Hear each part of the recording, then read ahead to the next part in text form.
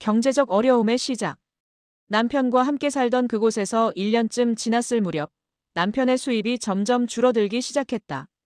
새 집으로 이사를 올 때 들어간 비용은 친정아버지의 도움으로 마련할 수 있었다. 아버지께서 예전에 살던 60여 평의 땅이 팔리면서 자식들에게 나눠주신 돈 중 일부를 보태어 겨우 들어온 집이었다. 하지만 남편의 수입이 줄면서 생활은 점점 더 힘들어졌다. 남편 사업에도 IMF 타격이 켰던 모양이다. 은행 대출 이자조차 내기 어려운 형편이 되었고 밀린 이자 때문에 은행의 독촉이 시작되었다. 그 무렵 나는 전혀 예상치 못했던 셋째를 임신했다는 사실을 알게 되었다.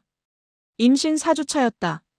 하지만 나는 받아들이려고 애를 썼지만 이런 생각도 들었다. 왜 하필 지금 아이가 생겼을까?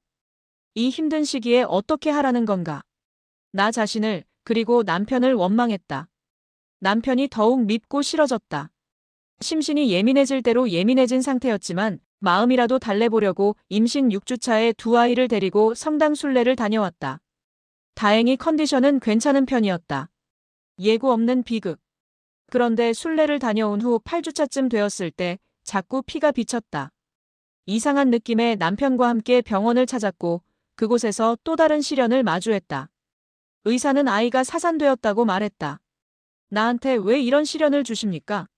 나는 마음속 깊이 절박하게 물었다. 아무런 준비도 되어 있지 않았지만 의사의 말에 따를 수밖에 없었다.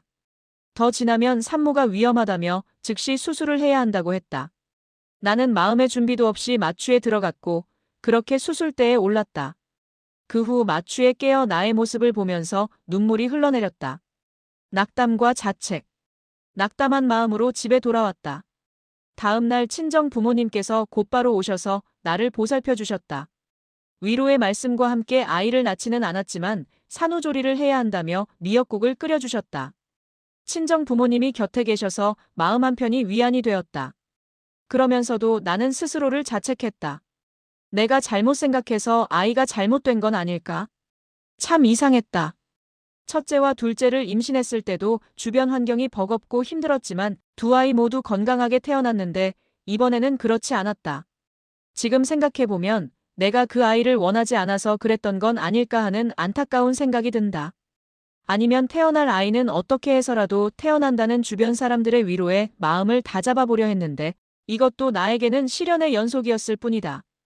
이틀째 되던 날 친정아버지께서 어머니더러 더 조리를 해주어야 한다고 말씀하시면서도 당신은 집으로 내려가시겠다고 하셨다. 나는 그러시라고 했다. 그런데 어머니께서 미역국을 많이 끓여놨으니 혼자 추스를 하며 아버지를 따라 함께 내려가시겠다고 하셨다. 나는 처음에 어머니께 한 이틀만 더 계시면 안 되냐고 청했다. 하지만 어머니는 극구같이 내려가시겠다고 하셨다. 그러시라고 했지만 마음 한편에 서운함이 몰려왔다. 두 분이 내려가시고 나니 더욱 적막함이 밀려왔다. 잘못되어버린 나의 몸을 보며 이게 현실인가 아닌가 하며 혼란스러웠다. 애도와 선택.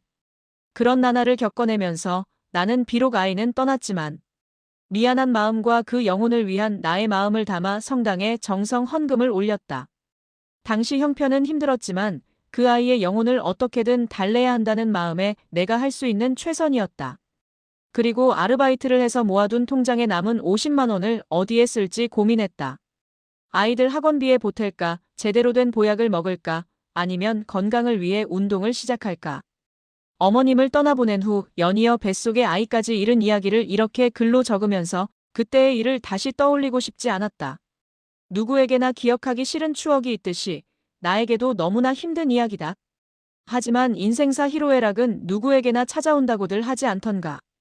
즐겁게만 사는 사람은 이 세상에 단 한 사람도 없다는 말로 스스로를 위로하며 나는 또 그렇게 살 궁리를 했다. 산 사람은 살아야 할 이유가 있고 또 살아가야 하기에 나는 그때의 아픔을 마음 한편에 묻어두고 두 아이를 열심히 돌보며 키우기 위해 애썼다.